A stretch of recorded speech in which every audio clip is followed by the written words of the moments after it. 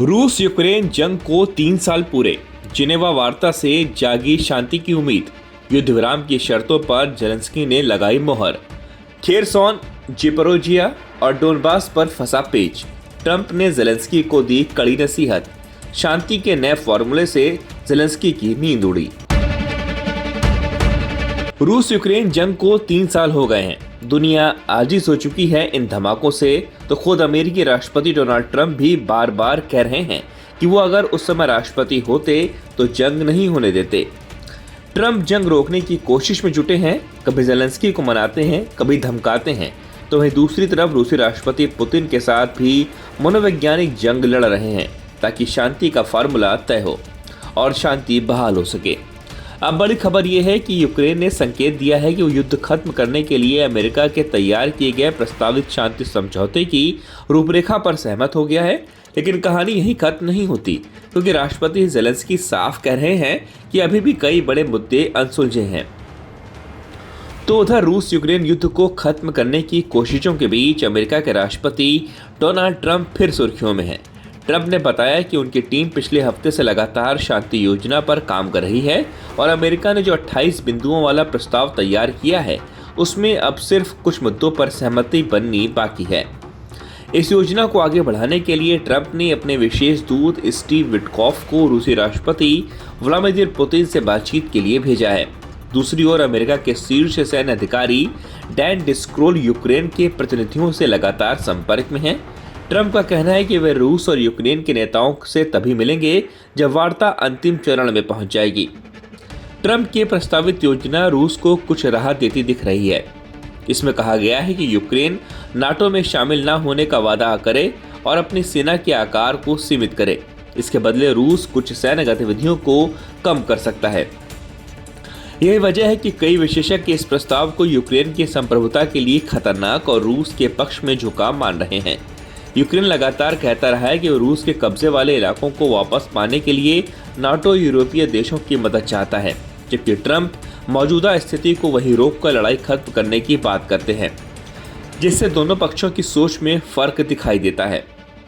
लगभग 3 साल से चल रहे युद्ध में बाहरी तबाही हो चुकी है। ट्रंप की योजना एक और उम्मीद जगाती है कि बातचीत आगे बढ़ सकती है, लेकिन कई मुद्दों पर विवाद भी खड़ा करती है। रूस इस योजना को अपने कब्जे वाले क्षेत्रों को वैध ठहराने का मौका मान सकता है, जबकि यूक्रेन अपनी सुरक्षा और सीमाओं की गारंटी चाहता है। जानकारों का कहना है कि ये योजना वार्ता का रास्ता जरूर खोल सकती है, लेकिन इसके सफल होने के लिए बेहद जटिल मुद्दों का हल निकालना होगा। दिलचस्प बात यह है कि यूरोप के बड़े देश ब्रिटेन, फ्रांस और जर्मनी ने भी ट्रंप की कोशिशों का समर्थन किया है। कोलिशन ऑफ द विलिंग की अपनी बैठक के बाद तीनों देशों के नेताओं ने साफ कहा कि किसी भी समाधान में यूक्रेन की पूरी भागीदारी जरूरी है। फ्रांस के राष्ट्रपति इमैनुएल मैक्रों, ब्रिटेन के प्रधानमंत्री कीयर स्टारमर और जर्मनी के चांसलर फ्रेडरिक मर्ज ने कहा है कि दुनिया का मूल सिद्धांत ये है कि सीमाओं को बलपूर्वक नहीं बदला जा सकता। ये सिद्धांत सिर्फ यूरोप ही नहीं, पूरी दुनिया में स्थिरता के लिए जरूरी है। ट्रंप खुद को इस युद्ध को खत्म करने वाली निर्णायक शख्सियत के रूप में पेश कर रहे हैं, लेकिन असली चुनौती ये है कि यूक्रेन की आज़ादी, सुरक्षा और सीमाओं की गारंटी कैसे तय होगी और क्या रूस इसके लिए तैयार होगा। यही सवाल इस लंबे युद्ध के समाधान को अभी तक उलझाए हुए है। वहीं एक वरिष्ठ अमेरिकी अधिकारी ने अबू धाबी में रूसी प्रतिनिधियों के साथ हो रही बातचीत के दौरान यह दावा किया कि यूक्रेनियन शांति समझौते पर सहमत हो गए हैं, यानी ढांचा तय हो गया है। कुछ छोटी शर्तें अभी तय होना बाकी हैं। इसी बीच यूक्रेन के राष्ट्रीय सुरक्षा सचिव रुस्तम उमरोव ने कहा कि जिनेवा में हुई बातचीत बेहद रचनात्मक रही और दोनों पक्ष प्रस्तावित समझौते की मुख्य शर्तों पर एक आम सहमति तक पहुंच चुके हैं। उन्होंने ये भी संकेत दिया कि कीव अब यूरोपीय सहयोगियों से समर्थन की उम्मीद कर रहा है और जल्द जेलेंस्की की अमेरिकी यात्रा के जरिए समझौते को अंतिम रूप देने की तैयारी हो रही है।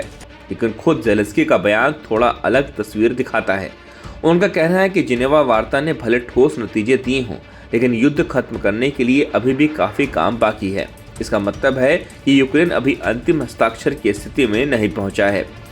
सबसे बड़ी जटिलता उन शर्तों को लेकर सामने आई है जो अमेरिका की मूल शांति योजना में रखी गई थी। इसमें यूक्रेन के सेना के आकार पर सीमा, नाटो में शामिल न होने का वादा और कुछ कब्जाए हुए इलाकों को रूस को सौंपने की जैसी मांगें शामिल थीं। जिन्हें रूस के लंबे समय से दोहराता रहा है। हालांकि ज़ेलेंस्की बार बार साफ कह चुके हैं कि यूक्रेन खेरसॉन और जास्पोरिया के बदले डोनबास क्षेत्र छोड़ने जैसा कोई सौदा कभी स्वीकार नहीं करेगा। यूरोपीय संघ भी इस प्रस्ताव पर सतर्क है। यूरोपीय संघ ने चेतावनी दी है कि यूक्रेन की सीमाएं बलपूर्वक नहीं बदली जा सकती और किसी भी योजना में यूक्रेन की सुरक्षा कमजोर नहीं होनी चाहिए। अब दुनिया की नज़र इस बात पर है कि क्या ये शुरुआती सहमति वास्तव में एक ठोस और स्थायी शांति समझौते में बदल पाएगी। क्या यूक्रेन और रूस उन कठिन शर्तों पर एक साझा रास्ता निकाल पाएंगे जिन पर पिछले 2 सालों में कोई सहमति नहीं बन सकी। उम्मीदें जरूर बढ़ी हैं, लेकिन अंतिम नतीजा क्या होगा दुनिया देखने का इंतजार कर रही है। Deadline? Well, I don't have a deadline. I just, what the deadline for me is when it's over. And I think everybody's tired of fighting at this moment. They're losing too many people. Have you heard? Well, we're having Zelensky to come visit you. we're having good. I don't know. He would like to come, but I think we should get a deal done first. We're having good talks. We started with Russia. We're having some talks with Russia. Ukraine is doing well. I think they're pretty happy about it. They'd like to see it end. And we won't know for a little while, but we're making progress. Change Well, that? that was just a map. All that was is a map. That was not a plan. It was a concept. And from there, they've taken each one of the 28 points, and then you got down to 22 points. A lot of them were solved, and actually very favorably solved. So we'll see what happens. Does Do the you thing- think does the thing- that Ukraine was being asked to give too much land back to Russia? I know at one point you said they shouldn't have to give any back. It's really up. Look, the way it's going, if you look, it's just moving in one direction. So eventually, that's land that over the next couple of months might be gotten by Russia anyway. So do you want to fight and lose another 50, 60,000 people? Or do you want to do something now?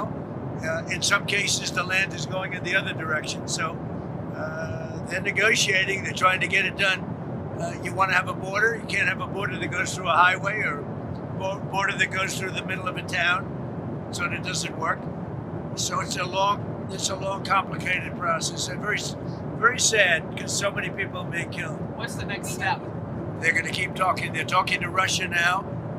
Steve Witkoff is going over, maybe with Jared. I'm not sure about Jared going, but he's involved in the process. Smart guy, and they're going to be meeting with President Putin, I believe, next week in Moscow. Next week in Moscow? I think so. Yes. What kinds of concessions? This war could go on for years, and Russia's got a lot more people, a lot more soldiers. So I think if Ukraine can make a deal, it's a good thing. I think it's great for both. Frankly, I think it's great for both. But Ukraine's got it's much smaller. It's a much smaller group of people. They've lost a lot of people. Russia's lost a lot of people, but Russia has a much bigger pool of people. Mr. President.